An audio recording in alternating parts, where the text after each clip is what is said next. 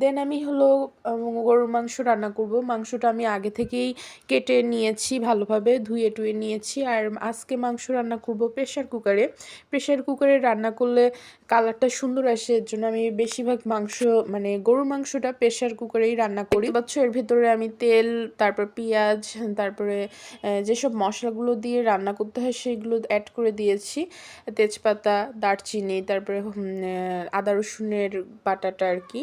ও যেরকম আমরা নর্মালি রান্না করি মাংস সেভাবেই রান্না করছি, আর বেশি কিছু দিচ্ছি না। নর্মালভাবে রান্না করলে না ভালো টেস্ট হয়, বেশি মশলা টশলা দিলে আবার খেতে ভালো লাগে না। তো এ পর্যায়ে তেলটা উঠে গেছে মশলার উপরে ভালোভাবে, এই জন্য হলো আমি মাংসগুলো অ্যাড করে দিচ্ছি। মাংস দিয়ে আমি হলো এটাকে কষাবো ভালোভাবে। যত কষানো হবে মাংসর টেস্টটা তত ভালো আসবে।